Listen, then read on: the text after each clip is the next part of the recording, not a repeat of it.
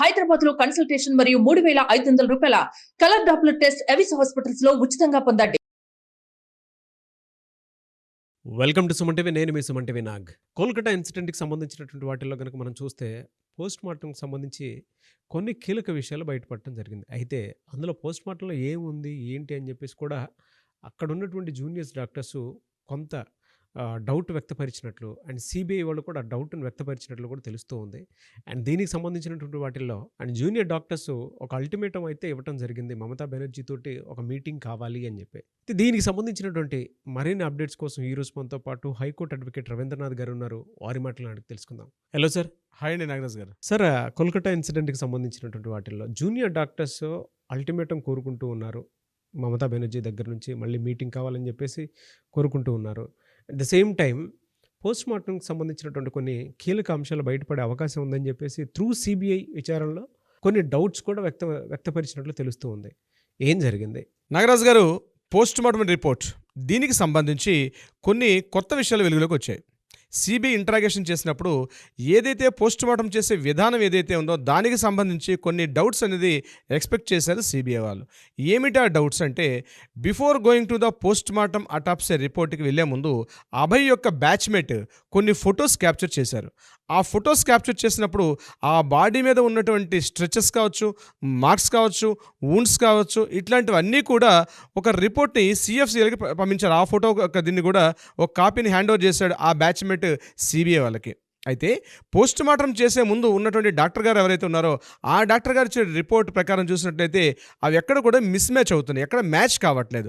ముఖ్యంగా యాక్చువల్గా ఒక పోస్ట్ మార్టం రిపోర్ట్ ఇంత దారుణంగా, ఒక అత్యంత క్రూరంగా, హింసాత్మకంగా చంపినటువంటి ఆ పోస్ట్ మార్టం చేయడానికి ఎంత హీనపక్షం మనం చేసుకున్నా సరే 1 గంట పాటు పడుతుంది. అంటే ఆ బాడీ ఏమైనా బిఫోర్ గోయింగ్ టు ఏమైనా అటెంప్ట్ చేశారా, ఏమైనా సూసైడ్ అటెంప్ట్ చేశారా, ఏమైనా కెమికల్స్ అటెంప్ట్ చేశారా, అంటే కంప్లీట్ హెడ్ టు వరకు ప్రతి పార్ట్, ఈవెన్ ఐస్లో కొన్ని ఆమె గ్లాసెస్ బ్రేక్ అయ్యి కళ్ళల్లో గుచ్చుకున్నాయి, అవి చెక్ చేయాల్సిన పరిస్థితి వస్తుంది. నోజ్లో చెక్ చేయాల్సి వస్తుంది. మౌత్లో ఏమైనా ఇంటేక్ తీసుకుందని చూస్తారు. పెరిస్టాల్టిక్ మూమెంట్ ఏదైతే మన ఈ యొక్క ఆహారవాహిక అంటాం, అక్కడ మూమెంట్లో ఏమైనా ఎటువంటి కెమికల్స్ ఏమైనా ఉన్నాయా, ఆమెను ఏమైనా ఒక ప్రయోగం చేశారా, ఇది కాకుండా ఆమె లివర్ని చెక్ చేయాల్సి వస్తుంది, ఆమె కిడ్నీస్ని చెక్ చేయాల్సి వస్తుంది, ఏంటంటే ఆమె హార్ట్కి ఏమైనా ప్రెజర్స్, అంటే ముఖ్యంగా జనరల్గా కెమికల్ వచ్చిన గట్టిగా కొట్టినప్పుడు బాడీలో కొన్ని హార్మోన్స్ రిలీజ్ అవుతాయి. అంటే నేను టెక్నికల్ పారామీటర్స్ చెప్తున్నాను నాగరాజ్ గారు, ఇవన్నీ మాకు క్రిమినాలజీలో వస్తాయి. ఇవన్నీ కూడా అంటే ఒక హత్య చేసే ముందు బాడీలో ఒక గట్టిగా ఏదైనా వస్తువు కొట్టేటప్పుడు బాడీలో తెలియకుండా ఒక హార్మోన్ రిలీజ్ అవుద్ది. దాన్ని బట్టి హత్యకి సంబంధించిన హార్మోనా లేకపోతే ఆత్మహత్యకు సంబంధించిన హార్మోనా డెఫినెట్గా బాడీకి తెలుస్తుంది. అంటే ఒక ఆత్మహత్య చేసుకోవాలని ఒక పరిస్థితి వచ్చింది అనుకోండి, డెఫినెట్గా బాడీలో మన థైరాయిడ్ గ్లాండ్ నుంచి ఒక హార్మోన్ రిలీజ్ అవుద్ది. సో అటువంటి ఏమైనా గ్లాండ్స్ ఏమైనా రిలీజ్ అయినా ఈవెన్ చెక్ చేస్తారు. ఇట్స్ డీటెయిల్ పిక్చర్ ఉంటుంది దాంట్లో. కంప్లీట్గా హెడ్ టు కేవలం గాయాలు చూసేసి ఇది కేవలం ఒక అటాక్ చేశారని కాకుండా ప్రతిదీ కంప్లీట్ రిపోర్ట్ చేయాల్సిన పరిస్థితి ఎవరైతే పోస్ట్ మార్టం చేశారో వాళ్ళు కంప్లీట్గా చేయాల్సి వస్తుంది. అదేవిధంగా కాకుండా ఆమె హెడ్ టు బాడీ వెళ్ళేటప్పటికి ఆమెకి ఇంటర్నల్ పార్ట్స్ మీద అటాక్ జరిగింది. ఇంటర్నల్ పార్ట్స్కి ఎలా జరిగింది అంటే కొట్టడం వల్ల జరిగిందా, ప్రెస్ చేయడం వల్ల జరిగిందా, ఇట్లాంటి చాలా విషయాలు దాంట్లో క్రూయల్గా ఉంటుంది, అంటే క్రూషియల్గా ఉంటాయి. ఈచ్ అండ్ ఎవ్రీ పార్ట్ కూడా చెప్పాల్సి వస్తుంది. దానికి సంబంధించి పోస్ట్ మార్టం రిపోర్ట్ చేసినటువంటి అధికారి క్లియర్ రిపోర్ట్ ఇవ్వాల్సి వస్తుంది. అయితే అన్ఫార్చునేట్ ఈ సంఘటనకు సంబంధించి మాట్లాడే సందర్భంలో ఈ క్లియర్ పిక్చర్ లేదు కదా, జస్ట్ ఓన్లీ 17 నిమిషాల్లో అటాప్సీని ముగించారు. ఇది వింతల్లో వింత. ఎంత హీనపక్షం, మామూలుగా రోడ్ సైడ్ యాక్సిడెంట్ జరిగినటువంటి వాటికి పోస్ట్ మార్టం చేసినప్పటికీ కూడా 1 గంట పాటు పడుతుంది. కానీ ఇంత దారుణంగా ఏదైతే ఫోటో క్యాప్చర్ చేశారో ఫోటోలో ఉన్నటువంటి గాయాలకు కానీ అటాప్సీ రిపోర్ట్ చేసినటువంటి అటాప్సీ రిపోర్ట్కి ఎక్కడ టాలీ కాలేదు. దీని మీద సిబిఐ వాళ్ళు కొంత డౌట్ని అయితే ఎక్స్ప్రెస్ చేశారు. ఏదైతే ట్యాంపరింగ్, సాక్ష్యాలని తారుమారు చేశారో, సాక్ష్యాధారాలను రూపుమాపే పనిచేశారో, సాక్ష్యాధారాలను అసలు లేకుండా చేశారు అనే విషయానికి సంబంధించి ముఖ్యంగా సిబిఐ వాళ్ళు దీని మీద ఒక 200 అబోవ్ పేజెస్ మీద ఒక రిపోర్ట్ కంప్లీట్ చేశారని, ఇది రేపు సుప్రీంకోర్టులో సబ్మిట్ చేసే అవకాశం కూడా ఉంది. అయితే దీనికి సంబంధించి ఆ యొక్క అటాప్సీ రిపోర్ట్ తయారు చేసిన డాక్టర్ గారి మీద ఎవరైనా ఇన్ఫ్లుయెన్స్ ఉంది అనే విషయం కోణంలో కూడా ప్రశ్నిస్తున్నారు. ముఖ్యంగా ఆర్జికర్ మెడికల్ కాలేజీలో ఏదైతే వెస్ట్ బెంగాల్ లాబీ అని చెప్పామో దానికి సంబంధించినటువంటి డాక్టర్స్ యొక్క ప్రమేయం ఒక 59 మందిని తీసుకొని ఇంటరాగేట్ చేశారు. అందులో భాగంగా వీటి యొక్క ఇన్ఫర్మేషన్ తెలుసుకునే ప్రయత్నంలో ఇదొక అంటే కీలకమైనటువంటి ఒక ఇన్ఫర్మేషన్ ఈ అటాప్సీ రిపోర్ట్. దీని మీద ఒక క్లియర్ ఇన్ఫర్మేషన్ అయితే ఆల్మోస్ట్ క్లోజ్ చేశారు. ఆ ఫొటోస్ మిస్ మ్యాచింగ్తో అవడంతో పాటు ఈవెన్ దో అంత తొందరగా ఎందుకు 17 నిమిషాల్లో ఎందుకు క్లోజ్ చేసిన విషయం మీద కూడా సిబిఐ ఒక కంప్లీట్ రిపోర్ట్ చేసింది. బహుశా ఇది కూడా రేపు వచ్చే ఇంట్రాగేషన్స్లో మాత్రం క్రూషియల్ పార్ట్ అయ్యే అవకాశం ఉంటుంది నాగరాజ్ గారు. సో నెంబర్ 2 పాయింట్, మొన్న రీసెంట్గా 43 రోజుల పాటు ఏకధాటిగా నిరసన వ్యక్తం చేసిన జూనియర్ డాక్టర్లు మమతా బెనర్జీ గారితో చర్చల తర్వాత, అదేవిధంగా సిఎస్ అంటే మనోజ్ పంత్ గారితో చర్చల తర్వాత కొంత విరమించారు. విరమించే ముందు కూడా వాళ్ళు ఒక మాట చెప్పారు, మీరు ఏదైతే 5 డిమాండ్స్ ఇచ్చారో ఆ 3 డిమాండ్స్ చేశారు. అక్కడ కమిషనర్ ఆఫ్ పోలీసుని ట్రాన్స్ఫర్ చేశారు, 2 హెల్త్ డైరెక్టర్స్ని ట్రాన్స్ఫర్ చేశారు, అదేవిధంగా ఒక పోలీస్ ఆఫీసర్ ఆయనకు కూడా మీరు ట్రాన్స్ఫర్ చేశారు, వెస్ట్ జోన్ డీసీపీని కూడా ట్రాన్స్ఫర్ చేశారు. కాబట్టి ఇంకొక డిమాండ్ మిగిలిపోయింది, ఏదైతే స్టేట్ రన్ హాస్పిటల్స్లో ఉందో అక్కడ మాత్రం జూనియర్ డాక్టర్స్ మీద దారుణంగా థ్రెటన్స్ జరుగుతున్నాయి. సో దీనికి సంబంధించి ఒక కమిటీ వేయాలని ఆల్రెడీ చేస్తా అని చెప్పి హామీ ఇచ్చారు. కానీ ఆల్మోస్ట్ విరమించి ఇప్పుడు ఒక 10 రోజులు అవుతున్నా అటువంటి సంఘటనకు సంబంధించి అంటే దానికి సంబంధించి ఎటువంటి ప్రయత్నాలు కూడా స్టేట్ గవర్నమెంట్ ఎటువంటి చర్యలు చేపట్టడం లేదు. దీనికి సూటిగా నిరసనకారులందరూ కూడా మనోజ్ పంత్ గారికి ఒక లేఖ రాశారు. ఈ రోజు సాయంత్రం 5 గంటలకి మాకు మీటింగ్ పెడతారా, లేకపోతే మరలా మేము రిటర్న్స్ మరలా మేము నిరసనకు పాల్పడతామని చెప్తూ, అంటే మరలా మేము ధర్నాలకి దిగుతాము అని చెప్పగానే ఒక సూటిగా ఒక ప్రశ్న వేశారు. దీని మీద ఇంకా మనోజ్ పంత్ గారు ఆన్సర్ రాలేదు. బహుశా మధ్యాహ్నం కల్లా ఆ విషయం అప్డేట్ వచ్చే అవకాశం కూడా ఉంటుంది. మరి ఇప్పటిదాకా 10 days అవుతుంది. ఏదైతే మమతా బెనర్జీ గారు ఇచ్చినట్టు హామీల్లో ఈ యొక్క హామీ మాత్రం మెయిన్ అసలైనటువంటి హామీ ఇదే. ఏముంది, ఆ పోస్టులో పోతే ఇంకో పర్సన్ వస్తాడు, దట్ ఇస్ నాట్ ఇంపార్టెంట్. ఏదైతే స్టేట్ రన్ హాస్పిటల్స్లో ఉన్నాయో ఇక్కడ దారుణంగా ఉన్నటువంటి బ్రైబ్ కావచ్చు, లేకపోతే ఇక్కడ జరుగుతున్నటువంటి హ్యూమన్ ట్రాఫికింగ్, అవయవాలకు మార్పిడి కావచ్చు, వీటికి సంబంధించి ముఖ్యంగా స్టూడెంట్స్, మహిళలకు సంబంధించి ఏదైతే జూనియర్ డాక్టర్స్ చెప్తున్న నిరసనలు ఏవుతున్నాయో వాళ్ళకి సంబంధించి ఒక కమిటీ కానీ అటువంటిది జరగకపోవడం వల్ల ఈరోజు ఖచ్చితంగా బహుశా మరలా ఈ నిరసన తీవ్రంగా ఉండే అవకాశం కూడా ఉంది.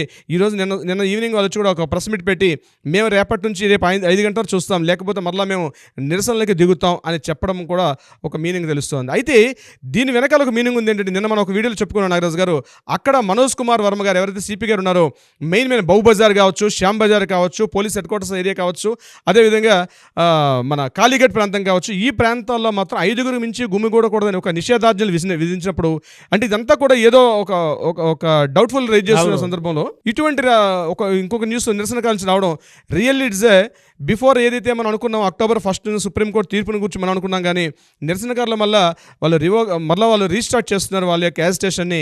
బహుశా అది జరిగే అవకాశం కూడా ఉండే అవకాశం ఉంటుంది నాగరాజ్ గారు. 3rd పాయింట్, సిబిఐ వాళ్ళు డైరెక్ట్గా Mamata Banerjee state government health డిపార్ట్మెంట్కి ఏదైతే ఉందో స్వాస్థ్య భవన్ మెడికల్ ఆఫీసర్స్కి సూటిగా ఒక లేఖ రాశారు. ముఖ్యంగా ఆర్జికర్ మెడికల్ కాలేజ్ నుంచి వెళ్తున్నటువంటి మెయిన్ కాన్స్పిరసీ ఏంటంటే ఈ బయోమెడికల్ వేస్టేజ్. అంటే ప్రతిరోజు కొన్ని టన్నుల కొద్దీ వస్తున్న బయోమెడికల్ వేస్టేజ్ని మీరు ఏ ప్రాతిపాదికన ఎక్కడెక్కడ చేస్తున్నారు? ఒక్క ఆర్జికర్ మెడికల్ కాలేజ్ నుంచి ఇంత బయోమెడికల్ వేస్టేజ్ వస్తుంటే రాష్ట్ర వ్యాప్తంగా ఉన్నటువంటి, ముఖ్యంగా కలకట్టా నగర వ్యాప్తంగా ఉన్నటువంటి 48 మెడికల్ కాలేజ్ నుంచి వస్తుంటే కొన్ని లక్షల టన్నుల ఈ యొక్క బయో వేస్టేజ్ని మీరు ఏం చేస్తున్నారు? మీ యొక్క సిస్టమ్ ఏంటి? అసలు మీ ప్రొసీజర్ ఏంటి? అది మాకు తెలియపరిస్తే ఈ కేసుగా మాకు ఉపయోగపడే అవకాశం ఉంటుంది. ఎందుకంటే ఆర్థిక అవకతవకలకు సంబంధించి సందీప్ ఘోష్ మీద ఇప్పటికే చాలా అప్లికేషన్స్ ఉన్నాయి. ఇతను ముఖ్యంగా బయోమెడికల్ వేస్టేజ్ విషయంలో ఆల్రెడీ సుమన్ హాజరాతో కలిసి ఒక మెడికల్ ఈ యొక్క బయోమెడికల్స్ వేస్టేజ్ ఇవ్వకుండా దాంట్లో చాలా వరకు మళ్ళీ రీయూసేజ్ చేసాడు ఆయన. మళ్ళీ చాలా వరకు దాని మీద సుమన్ హాజరాతో ఉన్నటువంటి సందీప్ ఘోష్ తోటి చాలా కాంట్రవర్షియల్స్ ఉన్నాయి. ఈ యొక్క ఆర్థిక అవకతవకలకు సంబంధించి ఈ యొక్క వేస్టేజ్ అంటే బయోమెడికల్ వేస్టేజ్ కోసం ఫండ్స్ ఏదైతే గవర్నమెంట్ ఇస్తుందో ఆ ఫండ్స్ని మిస్యూజ్ చేసి డైరెక్ట్గా ఉన్నటువంటి బయోమెడికల్ వేస్టేజ్ని ఆ వేస్టేజ్ డంపేడ్కి పంపించకుండా అవి మరలా రీయూసేజ్ చేస్తూ సుమన్ హాజరాకి ఇస్తూ సుమన్ హాజర్ ఎంటైర్ కలకట్టా నగరంలో ఉన్నటువంటి అంటే రీయూసేజ్ పెద్దవాళ్ళు చెల్లించుకోలేకపోతారు. హాస్పిటల్ మెడికల్ ఖర్చు 100 రూపాయలు ఉందనుకోండి, ఒక సిరింజ్ దాన్ని సింపుల్గా ఒక 10 రూపీస్కో 20 రూపీస్కి ఇస్తూ మరలా బయోమెడికల్ వేస్టేజ్ని ఎంత దారుణమైన సిచ్యువేషన్ అంటే దీని మెడికల్ అసోసియేషన్ కూడా క్లియర్గా ఇన్స్ట్రక్షన్స్ ఇచ్చాయి. వాటన్నింటినీ పక్కదో పెట్టి ఇతను చేసుకున్న అక్రమాలకి స్టేట్ గవర్నమెంట్ ఎంత సపోర్ట్ చేస్తుంది, అసలు మీ దగ్గర ఏ రకమైన పాలసీ ఉంది, ఒక పాలసీ మీద రిలీజ్ చేయమని చెప్పి మమతా బెనర్జీ గవర్నమెంట్కి సిబిఐ వాళ్ళు సూటిగా ప్రశ్న చేశారు. బహుశా వాళ్ళు కూడా రిపోర్ట్ ఇచ్చే పనిలో ఉన్నారు. ఈ కేసుకు సంబంధించి సుప్రీంకోర్టులో ఆల్రెడీ ఒక జడ్జిమెంట్ ఒక ప్రాసెస్ నడుస్తుంది, సుమోటోగా తీసుకుంటే supreme court. At the same time Calcutta హైకోర్టులో కూడా ఈ సిబిఐ మొత్తం Sealdah court, district court and Sealdah court, అదేవిధంగా హైకోర్టులో కూడా దీనికి సంబంధించిన దర్యాప్తులు జరుగుతున్నాయి. దర్యాప్తు సంస్థల గైడ్లైన్స్ ఎప్పటికప్పుడు కోర్టు గైడ్లైన్స్ ఇస్తుంది, దాని తగ్గట్టుగా సిబిఐ వాళ్ళు కూడా దర్యాప్తు చేస్తున్నారు. ఇందులో సిట్ ప్రాతినిధ్యం వహిస్తుంది. అట్ ద సేమ్ టైం మిగిలినటువంటి సిబిఐలు కూడా అప్డేట్ ఇస్తూ వస్తున్నారు. దీనికి సంబంధించి కొన్ని స్టీల్ కవర్లు ఇక్కడ కూడా హ్యాండ్ చేయడం జరిగింది. అయితే ఈ కేసు ఇలా నడుస్తూ ఉండగానే ఒక పబ్లిక్ ఇంట్రెస్ట్ లిటిగేషన్ పిటిషన్ ఒకటి రీసెంట్గా దాఖలు చేశారు హైకోర్టులో. దేనికి సంబంధించి అంటే ఈ యొక్క ఆర్జికర్ మెడికల్ కాలేజీలో ఉన్నటువంటి ఏదైతే సంఘటనలకు సంబంధించి ఉన్నటువంటి విషయాల్లో ఇది తెలియాల్సిన అవసరం ఉంది పబ్లిక్లో కూడా. ఇంత కాంట్రవర్షియల్ ఆర్జికర్ మెడికల్ కాలేజీలో దీనికి సంబంధించి స్టేట్ గవర్నమెంట్ ఇన్వాల్వ్మెంట్ లేకుండా ఇంత అరాచకాలు జరిగే అవకాశం లేదు. కాబట్టి వాటిని కూడా తెలియపరచాల్సిన అవసరం ఉందని చెప్పి కొంతమంది ఈ ఎన్జిఓస్ ఆర్గనైజేషన్ హైకోర్టు వల్ల ఉన్నటువంటి జస్టిస్ కూడా ఇమ్మీడియట్గా దాన్ని టేకప్ చేసి ఒక గైడ్లైన్స్ ఇవ్వడం జరిగింది మమతా బెనర్జీ మీద. అయితే ఇది ఇచ్చే సందర్భంలో ఒక విషయం జరిగింది. ఒక బృందం ఏదైతే హైకోర్టు సంబంధించిన సిబిఐ బృందం మరలా ఆర్జికర్ మెడికల్ కాలేజ్ ఈ పిల్లిని బేస్ చేసుకొని ఎప్పుడైతే ఆర్జికర్ మెడికల్ కాలేజ్కి వెళ్ళారో అక్కడ 59 మంది ఇన్వెస్టిగేషన్ చేశారు సిబిఐ దర్యాప్తు బృందాలు. ఈ 59 మందిని దర్యాప్తు చేసిన సందర్భంలో ఇక్కడ వెస్ట్ బెంగాల్ మెడికల్ వీళ్ళందరూ కూడా మ్యాక్సిమం ఉన్నటువంటి 59 మందిలో ఎక్కువ మంది ఈ వెస్ట్ బెంగాల్ లాబీలో ఉన్నటువంటి మెయిన్ కీ పర్సన్సే. సో ఎప్పుడైతే ఇంటరాగేషన్ చేసి బయటకు వస్తున్నారో నిరసనకారులు కొంతమంది వెళ్ళి ఆర్జికర్ మెడికల్ కాలేజ్ దగ్గర ఈ ఎవరైతే ఈ ఎక్యూజ్ అంటే ఎవరైతే దర్యాప్తులో పార్టిసిపేట్ చేసిన డాక్టర్స్ ఉన్నారో వీళ్ళకి మధ్య చిన్న తోపులాట గట్టిగా కొట్లాడుకునే పరిస్థితి వచ్చింది. ఒక తీవ్రమైనటువంటి ఒక ఉద్రిక్త వాతావరణం ఏర్పడింది అట్ ద టైమ్ ఆఫ్ వీళ్ళందరూ పార్టిసిపేట్ చేసే సమయంలో. అంటే ప్రజల్లో తెలియకుండానే ఒక రకమైన ఉవ్వెత్తున ఆగ్రహజ్వాలు ఉన్నాయి. అంటే ఎంత లేట్ అవుతున్న కొద్దీ బహుశా ప్రజలను ఆపే పరిస్థితిలో లేరు. ఇది కేవలం నిరసనకారులు ఒక సంబంధించిన విషయం కాకుండా ఎప్పుడైతే ఈ దాడి జరిగిందో వీళ్ళ మీద హైకోర్టు చీఫ్ జస్టిస్ గారు ఒక కీలకమైన వ్యాఖ్య చేశారు. ప్రజల్లో చాలా వరకు ఆగ్రహజ్వాలు ఎక్కువగా ఉన్నాయి. సో దీనికి సంబంధించి హైకోర్టు చీఫ్ జస్టిస్ గారు ఒక వ్యాఖ్య చేశారు. ప్రజల్లో ఉవ్వెత్తున ఆగ్రహజ్వాలు పెళ్లిబుకే అవకాశం ఉంది కాబట్టి తొందరగా దర్యాప్తు సంస్థలు ఈ కేసుని క్లోజ్ చేయమని చెప్పి ఆయన ఒక వ్యాఖ్య చేశారు. అయితే మనకు బయటకు తెలిసిన విషయం ఏంటంటే ఈ యొక్క ఎంటైర్ మీ మిస్టరీ కేసులో ఏదైతే ఉందో అడుగడుగునా ప్రతి చోట కూడా స్టేట్ గవర్నమెంట్ ముఖ్యంగా హెల్త్ డిపార్ట్మెంట్ వాళ్ళు ఈ కేసుని మాఫీ చేయాలని, ఈ కేసును సాక్ష్యాధారాలు లేకుండా పూర్తిగా తప్పుదోవ పట్టించే విధంగా ఉండడం చూస్తుంటేమో టెక్నాలజీ పెరిగిన టెక్నాలజీలో అన్ని వాస్తవాలు బయటకు వస్తున్నాయి. స్టేట్ గవర్నమెంట్ ఎంత ఇన్ఫ్లుయెన్స్ చేసి ఈ కేసును పక్కదోవ పట్టించే పనులు ఉంది కూడా అది కూడా అర్థమవుతుంది. ప్రతిరోజు ఒక డైలీ సీరియల్ లాగా అక్కడ లోకల్గా ఉండే ప్రజాబంధు పత్రిక అయితేనేమి, ఆనంద్ బజార్ మ్యాగజైన్స్ ఇవన్నీ కూడా అతి డైలీ మ్యాగజైన్స్ ముఖ్యంగా బెంగాలీలకి ఒక పేపర్ రీడింగ్ ఇప్పటికి కూడా చాలా ఎక్కువ. న్యూస్ ఎంత ఫాలో అయినప్పుడు కూడా పేపర్ రీడింగ్ రెగ్యులర్గా చేస్తారు వాళ్ళు. ఈరోజు మన దేశంలో కూడా హైయెస్ట్ పేపర్ రీడింగ్ సర్క్యులేషన్ ఎక్కడ ఎక్కువ ఉందంటే ఈరోజు కూడా వెస్ట్ బెంగాల్ ఎక్కువ ఉంది. అంటే ఆ కల్చర్ ఇప్పటికి కూడా ఉంది. సో డైలీ మార్నింగ్ ఎడిషన్స్తో పాటు ఈవినింగ్ ఎడిషన్స్ కూడా పేపర్ రిలీజ్ అవుతుంటే ఆతృతగా చూసే కల్చర్ ఈరోజు కూడా వెస్ట్ బెంగాల్లో ఉంది. అయితే స్టేట్ గవర్నమెంట్ చేస్తున్న విషయాలు అట్ ద సేమ్ టైం దర్యాప్తు చేస్తున్న బృందాలు చేస్తున్న విషయాలన్నీ కూడా ఒక సినిమాటిక్ స్టోరీ, ఒక డైలీ సీరియల్గా ఒక ఎన్ని నెలలు నడుస్తో తెలియదు కానీ ఒక అద్భుతమైన స్టోరీ క్రియేట్ అయింది. ఏదేమైనప్పుడు కూడా దీని మీద దర్యాప్తులు తొందరగా పూర్తవుతాయి. కొత్త మార్పుకి దారి చేసే అవకాశం ఉంటుంది. ఏదైతే మన కలకత్తాలో రేప్ అండ్ మర్డర్ కేసు గురైన ఈ సంఘటన ఉందో యావత్ భారతదేశానికి కూడా తొందరగా ఒక మంచి చట్టాలు, మంచి రూల్స్ అండ్ రెగ్యులేషన్స్, జీవోస్ కూడా వచ్చే అవకాశం ఉంది. అది సుప్రీంకోర్టు యొక్క గైడ్లైన్స్ ద్వారా. బట్ ఏదేమైనా త్వరితగతిన జస్టిస్ అయితే జరిగే అవకాశం ఉందని చెప్పడంలో ఏమాత్రం సందేహం లేదు. అన్ని వైపులా ఆ స్టేట్ మీద మమతా బెనర్జీ మీద అయితే ప్రెషర్ ఉందని చెప్పడంలో మాత్రం ఏమాత్రం సందేహం లేదండి. ఎందుకంటే అక్కడ ఉన్నటువంటి ప్రజలకు కానివ్వండి, లేదంటే సోషల్ మీడియాలో వచ్చేటువంటి మద్దతు కానివ్వండి, లేదంటే ఈవెన్ జనరల్గా చూసుకున్నా కూడా అండి ఈ అప్డేట్స్ కోసం మన తెలుగు వాళ్ళు మనతో పాటు ఉండి కూడా ఎంకరేజ్ చేస్తూ అట్ ద సేమ్ టైం మన ఇంట్లో జరిగిందనేటువంటి విషయంగా భావించి నిజంగానే దీనికి సంబంధించినటువంటి ఒక్కొక్క జడ్జిమెంట్, జస్టిస్ ఒక్కొక్క మంచి చరిత్రకి నాంది పలకబోతుంది అని చెప్పేసి మనతో పట్టున్నారు. డెఫినెట్గా జరిగే అవకాశం ఉంది. ఏదైనా we want justice, we demand justice. Thank you అండి. Thank you so much Ravindranath గారు. Thank you so much Nagaraju గారు.